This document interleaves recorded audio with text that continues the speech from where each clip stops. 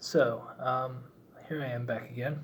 I wanted to make a video responding to some of the criticism I had gotten to my last video. I've shot a few videos since then.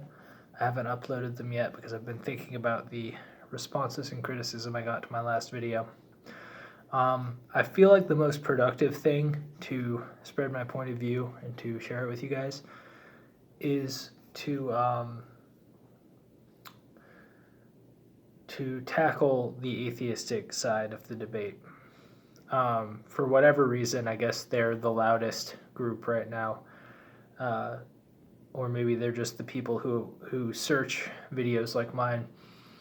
I've gotten some feedback from the atheistic side of my divide between atheism and monotheism and criticism of both of them. Some of the comments were not particularly engaging, and I gave them the attention they deserved. Some were actually very interesting, and I feel like I clarified some things and made some, progress with those people.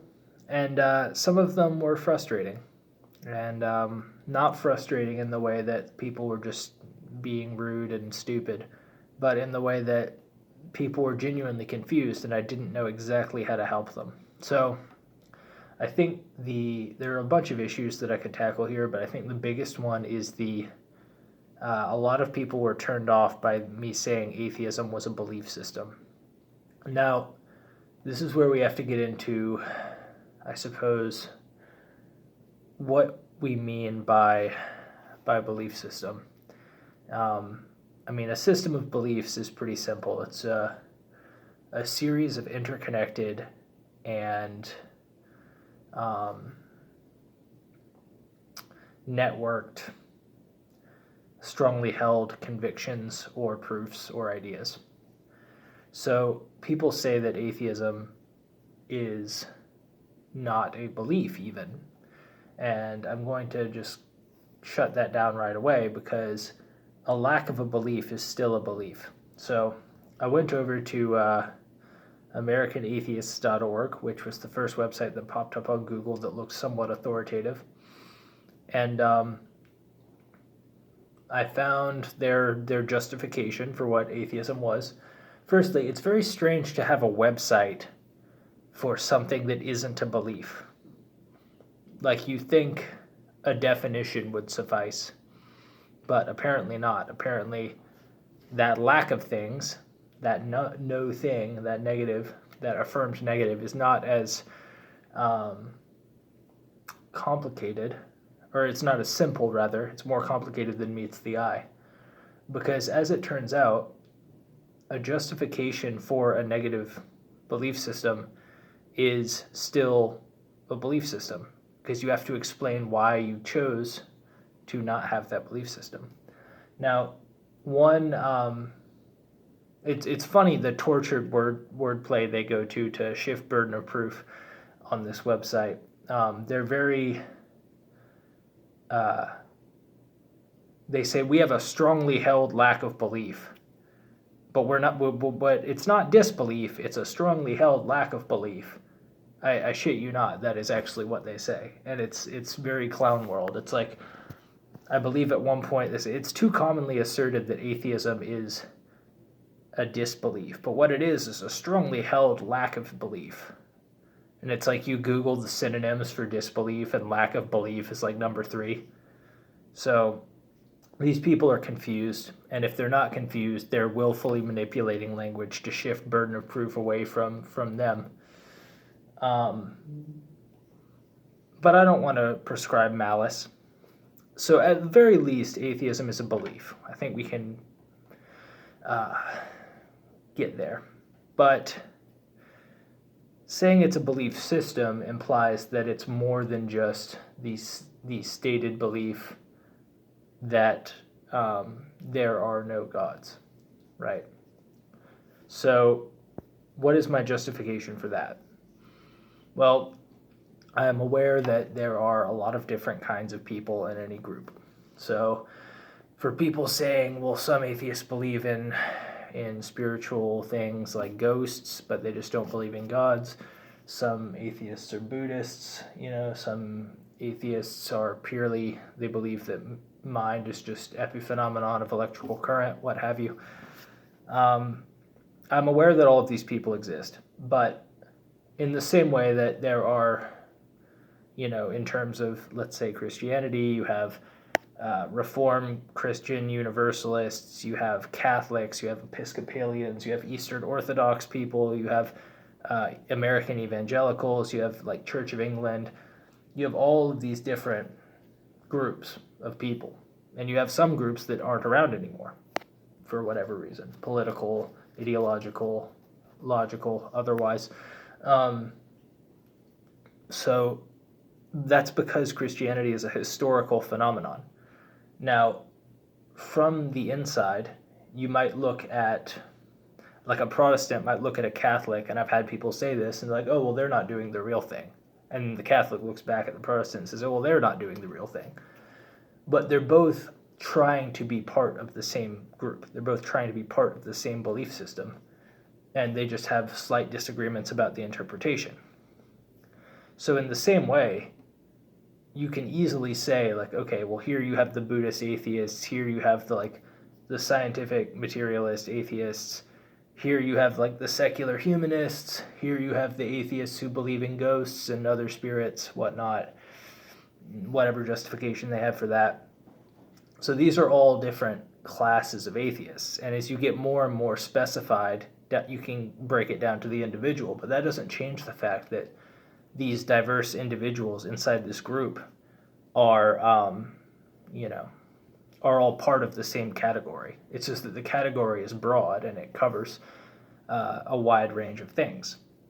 So I guess my question is there a nature to that category beyond simply just disbelief? And I would argue that there is, because it's a historical phenomenon. So, for instance, on this AmericanAtheist.org website,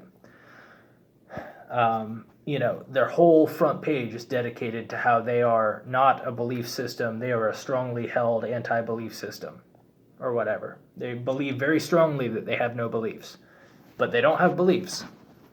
That's their whole front page. It's like 3 paragraphs of that. It's actually really insufferable to read. But when you go down, like I scrolled down to like their resources page or whatever, and like they had an activism page. And it's like, okay, why do you have an activism page? Are you advocating your lack of belief? What are you advocating? You can't advocate for nothing. So they said, oh, well, we're not a monolith, but we support science-based, progress-based thoughts and policies, such as, and I shit you not, this is so funny, such as a woman's right to control her own body and LGBTQ whatever rights.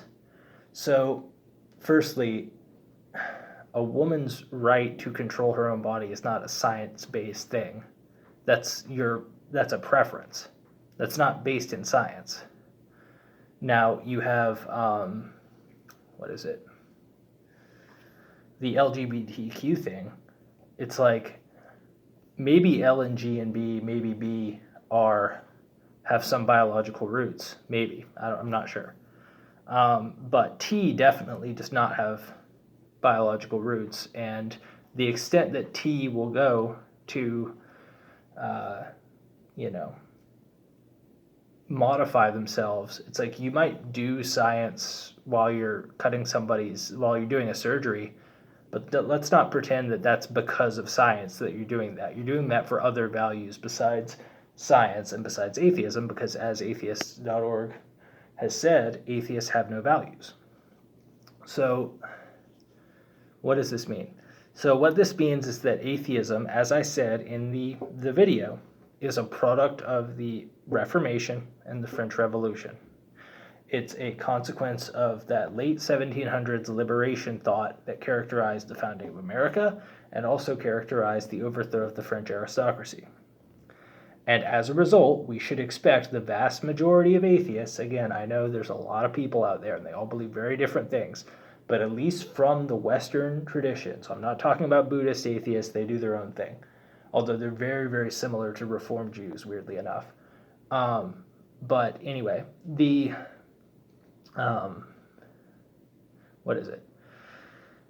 You would expect American atheists and Western atheists in general, European, everything to the west of like Czechoslovakia, let's say, to have similar ideals. And if you get a group of them who come together and they're trying to agree on certain policies, let's say, what they would like to have happen with their lack of beliefs, they would all strangely sort of come to ideas of liberty, fraternity, all men are created equal, freedom from tyrannical government, freedom from government regulation, freedom from religious regulation, all of these ideals of the French and American revolutions. And the reason I say specifically the French Revolution and not just the American Revolution is that the French Revolution gave rise to postmodern thinking. The American Revolution was largely a religious experiment. They wrote religious freedom into the law, but they also recognized that you needed a binding contract in order to get people to play nice with each other. You needed a shared frame of values. I believe it was John Adams who said the United States Constitution is meant for a moral and Christian people and is unfit to rule any other. Whereas the French Revolution, they created temples of reason. This was the earliest strands of deconstructivist thought. They started saying that religion was a social construct, that it was the opiate of the masses. This leads directly into Marxism, and that leads us closer to the modern day. So, it's not like these ideas come from nowhere. It's not like people just woke up one day and were like, I believe in nothing, and now that's it. I'm going to do nothing now. For the rest of my life, I'm doing nothing. It's like, no, atheists, they have values because they're a historical creature.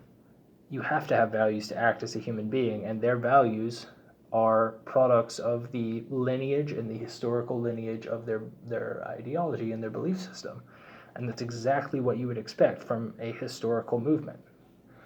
So while I get that on a logical sense, belief in nothing implies no beliefs, implies no values, implies no actions, implies no thoughts, no philosophy, nothing. But that's not how the world works. So when they say, I don't believe in religion, what they really mean is I believe in human sovereignty. I believe in my own self-determination. I believe that people should be free from government. I believe in individuality, liberty, that all men are created equal. That we are guaranteed equal protections under the law, that I can do whatever I want with my body. All of these things, which have some truth to them, but not a lot, are the product of the French Revolution and atheistic thought. So next time, somebody says that atheism isn't a belief system, all that you can rest assured now that what they are is historically ignorant as to the roots of what they actually believe.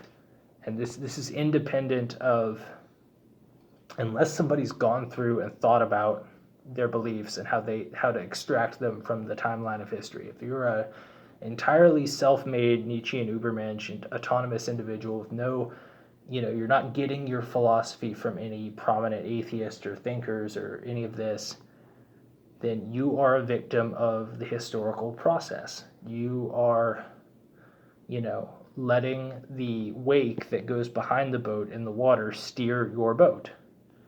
And although they're writing saying that is logically fallacious, that doesn't stop the vast majority of atheists from engaging in that behavior. So this was my response to all the people who were saying atheism is not a belief system. Let me know what you think in the comments, and I will try to get back to you.